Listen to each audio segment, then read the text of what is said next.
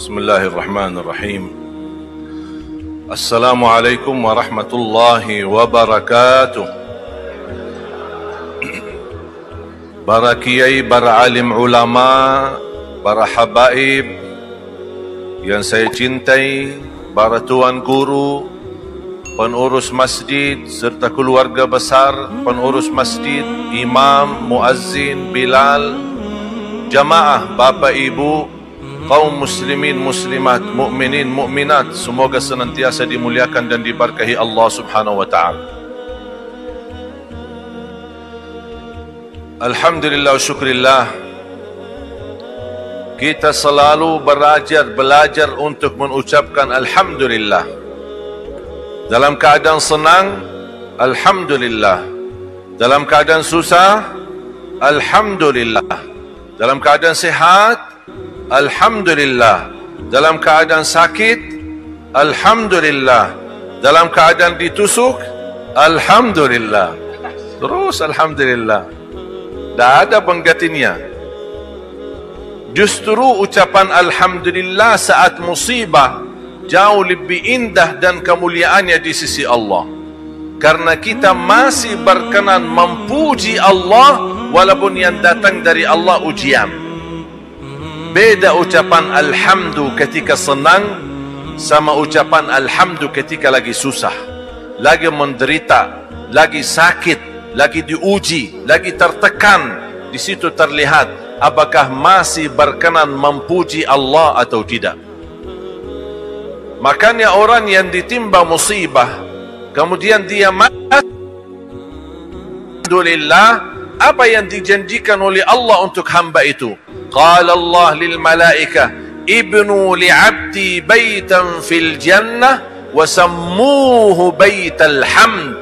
Wahai malaikaku, bangunlah rumah di dalam surga untuk hamba itu yang suka mengucapkan alhamdulillah saat musibah. Kata Allah Subhanahu wa taala, bangunlah ke rumah surga dan berikan nama rumah alhamdu. Ini hadiah khusus bagi orang yang mampu mengucapkan alhamdulillah. Inna lillahi wa inna ilaihi raji'un. Saya mendengar kalau kebiasaan di Indonesia, apalagi ada berita wafatnya fulan, wafatnya guru, wafatnya apa saja, bahkan bentuk tulisan, tulisannya turut berduka cita, inna lillahi wa inna ilaihi raji'un. Alhamdulillah mana? Alhamdulillah mana? Yang duluan alhamdulillah, baru inna lillahi. Kenapa alhamdulillah sebelum inna lillah? Tunjukkan keridaanmu terhadap takdir, tunjukkan keikhlasanmu terhadap ujian yang kita terima. Apapun berita yang kita dapat menduka kita, melukai hati kita, tetap kita berkenan ucapkan alhamdulillah. Saya ditelepon istri, anak jatuh, agak sedikit tidak sampai batah, tapi keseliuk tangannya, sampai dia nangis-nangis. Dia menceritakan kondisinya. Saya bilang alhamdulillah. Kok alhamdulillah? Alhamdulillah.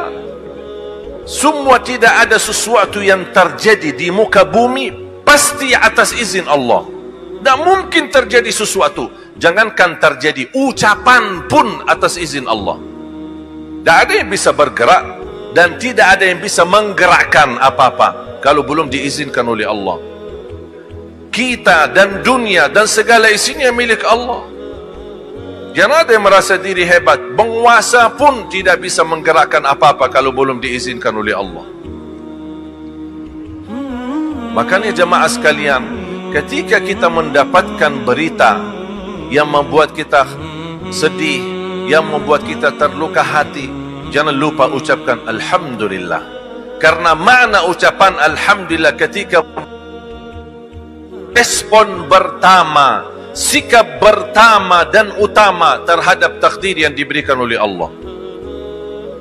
Sepertinya apa? Ya Allah, ini ujian darimu, alhamdulillah. Ya Allah, ini takdir darimu, alhamdulillah. Saya masih berkenan memujimu.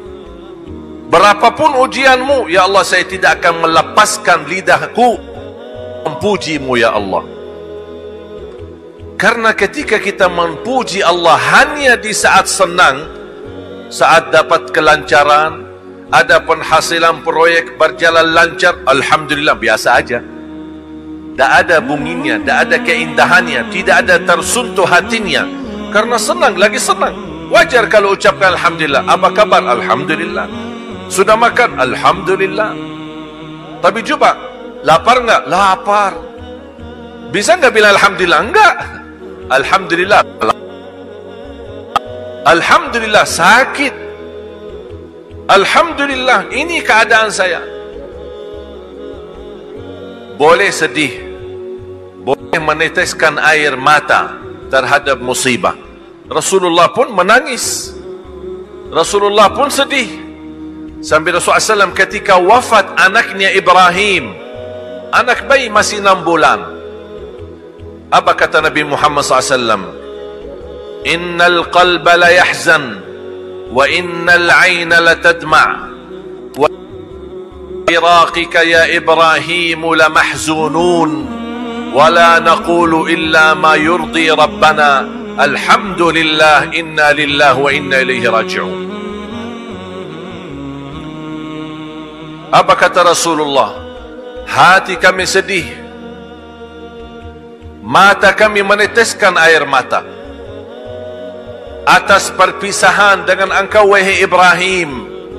Kami sangat merasa kesedihan, tetapi kami tidak mau mengucapkan selain apa yang diridai Allah subhanahu wa ta'ala.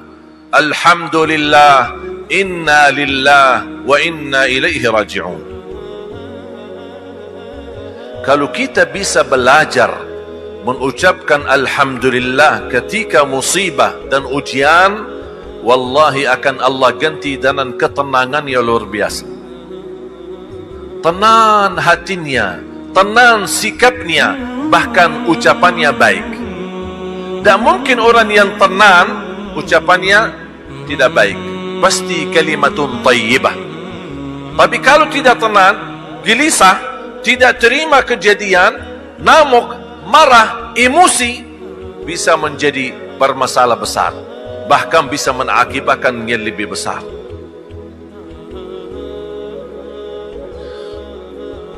Saya pernah kejadian, tapi alhamdulillah saya bahagia karena Allah yang menganugerahkan. Semenjak saya belajar membiasakan diri ucapkan alhamdulillah dalam musibah apapun, apapun musibahnya, tak pernah alhamdulillah terlalai atau terlupa ucapan alhamdulillah. 4 tahun lalu pernah hilang mobil saya, atau istilah lain dicuri mobil saya. Keluar habis subuh, mobil saya tidak ada di depan pesantren kami di Jakarta, dan pesantren kami di Jalan Raya di Kampung Melayu. Salat subuh keluar, mobil tidak ada. Saya berbaik sangka, mobilnya kemana? Mungkin ada yang bawa adik saya, atau penjaga, atau supir bawa kemana. Kenapa saya berbaik sangka? Saya tidak mau berburuk sangka. Berburuk sangka menimbulkan fikiran yang negatif. Satpam, penjaga, ada posisinya di depan mobil, malah tidur. Baru datang anak dari yayasan, dari dalam dia turun dari lantai atas, baru dia kasih tahu, kayaknya mobilnya dicuri. Dari mana bisa tahu? Ada di layar, karena ada CCTV. CCTV ada, akhirnya ternampak di dalam, di layar. Begitu saya sudah meyakini mobil saya atau dicuri mobil saya, alhamdulillah, inna lillahi wa inna ilaihi raji'un. Alhamdulillah, inna lillahi wa inna ilaihi raji'un. Allahumma akhluf li fi musibati, ajirni fi musibati wa akhluf li khairan minha. Ya Allah, sempurnakan pahala terhadap musibah yang saya hadapi dan ganti yang lebih baik. Begitu saya naik melihat di layar, ada 4 orang.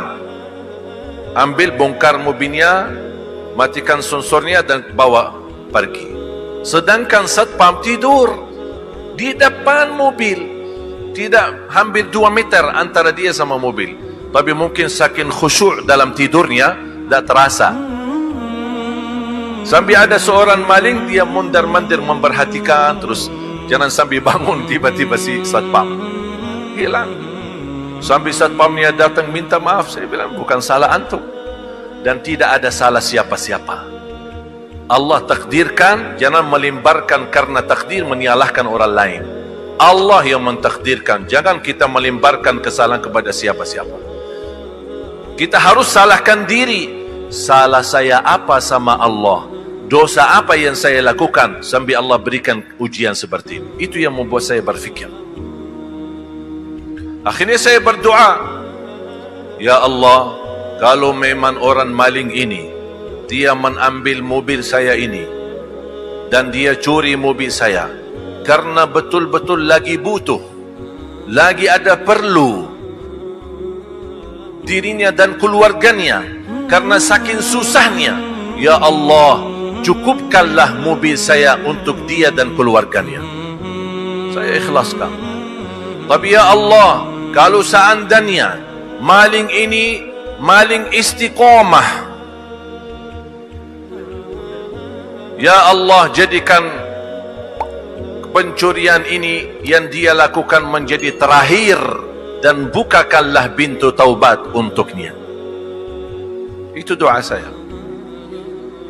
2 minggu kemudian, gara-gara masuk rekaman ini, karena diambil dari CCTV, masuk ke YouTube, heboh di media.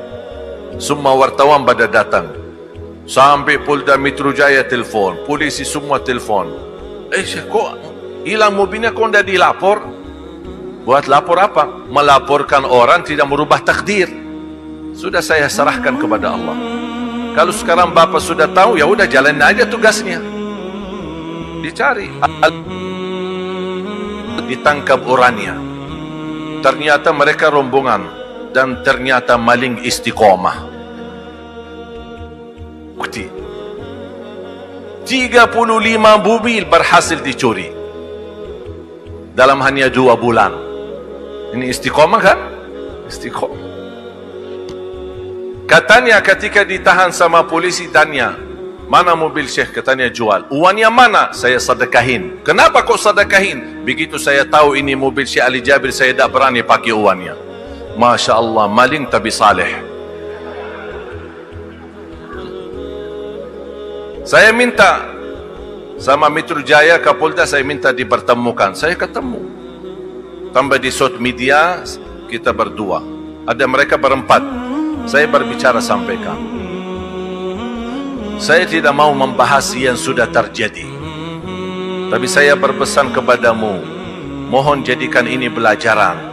Dan mudah-mudahan Allah berikan hidayah dan Allah ampunimu. Saya harap kamu bertaubatlah.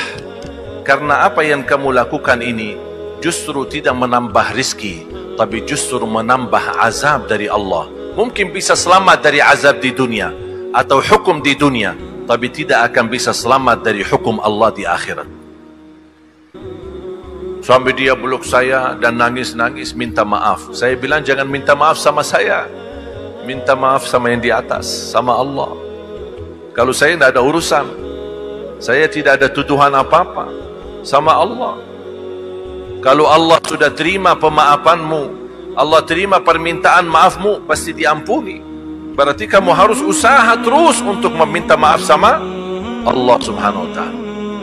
Dan saya dapat berita, alhamdulillah, beliau alhamdulillah sudah betul-betul taubat.